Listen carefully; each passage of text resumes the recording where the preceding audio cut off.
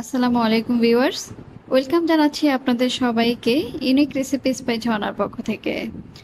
আবারও নতুন মজাদার একটি রেসিপি নিয়ে আপনাদের কাছে চলে এসেছি। আজকের রেসিপিটি হচ্ছে কাঁঠালের বিচি দিয়ে গরুর মাংস ভুনা।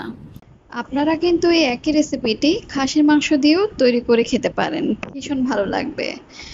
এই চমৎকার রেসিপিটি যদি আপনারা ঘরে বসেই শিখতে চান তাহলে আমার রেসিপিটি শুরু থেকে শেষ পর্যন্ত ফলো করবেন এবং অবশ্যই আমার চ্যানেলটি সাবস্ক্রাইব করবেন। তো চলুন বন্ধুরা, শুরু করে দিই আজকের রেসিপিটি।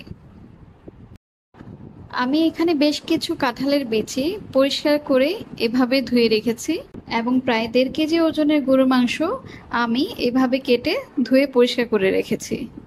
তবে আমি আজকে যে মাংসটা ব্যবহার করছি সেটাতে আমি কিছুটা মাংস এবং চর্বি একই সাথে নিয়েছি যাতে খেতে ভালো লাগে। রান্নার জন্য একটি কড়াইতে আমি পর্যাপ্ত পরিমাণ সয়াবিন তেল নিয়ে নিলাম।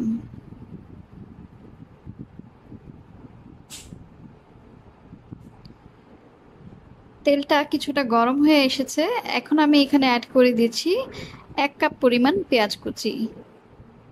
এখন পেঁয়াজের মধ্যে অ্যাড করে দিচ্ছি 4 থেকে 5টি তেজপাতা এবং 2টি মাঝারি সাইজের দারচিনি।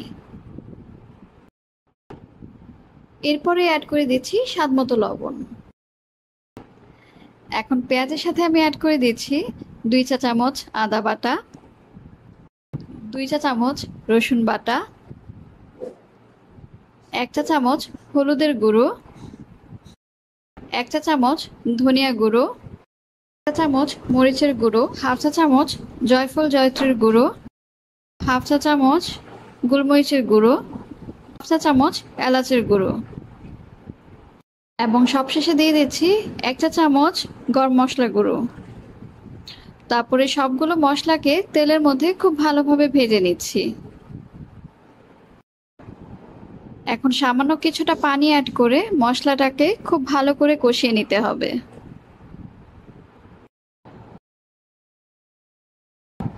কিছুটা নেড়েচেড়ে মশলাটা কষানো পর্যন্ত ঢেকে রাখবো।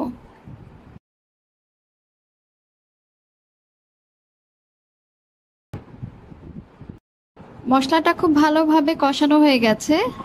আপনারা নিশ্চয়ই দেখতে পাচ্ছেন মশলাটার উপরে কিন্তু তেলটা ভেসে উঠেছে। এখন আমি এই পর্যায়ে গরুর মাংসের টুকরোগুলো মশলার মধ্যে অ্যাড করে দিব। এবার মাংসটাকে মশলার সাথে খুব ভালোভাবে মিশিয়ে নিব।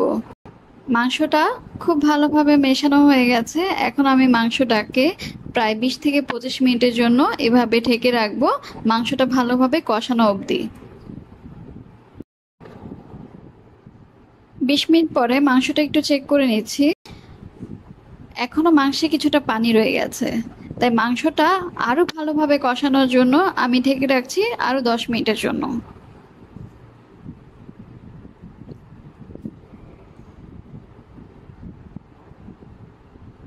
এখন কিন্তু মাংসটা খুব ভালোভাবে কষানো হয়ে গেছে। ভিউয়ার্স, আপনারা নিশ্চয়ই দেখতে পাচ্ছেন মাংসে কিন্তু 1 ফোঁটাও পানি নেই এবং মাংসটা একদমই মাখা মাখা হয়ে গেছে। তাই এখন আমি সবগুলো কাঁঠালের বিচি মাংসের সাথে অ্যাড করে দিচ্ছি। মাংসের সাথে কাঁঠালের বিচিগুলো অ্যাড করা হয়ে গেলে এই পর্যায়ে 1 চামচ জিরা গুঁড়া অ্যাড করে দিব।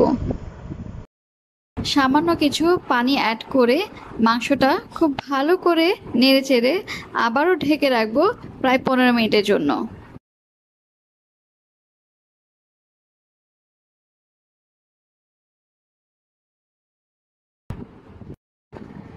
প্রায় 15 মিনিট হয়ে গেছে, এখন আমি মাংসটা চেক করে নিচ্ছি। আমার রেসিপিটি কিন্তু একদমই রেডি হয়ে গেছে। আপনারা নিশ্চয়ই দেখতে পাচ্ছেন কতটা সুন্দর লাগছে রেসিপিটি। তো বন্ধুরা, খুবই সহজে তৈরি করে ফেললাম কাঁঠালের বিচি দিয়ে মজাদার গরুর মাংস ভুনা। আপনারা অবশ্যই এই রেসিপিটি বাসায় ট্রাই করে দেখবেন, নিশ্চয়ই আপনাদের সবারই খুব পছন্দ হবে। আবারও আপনাদের সামনে নতুন আরেকটি রেসিপি নিয়ে চলে আসব।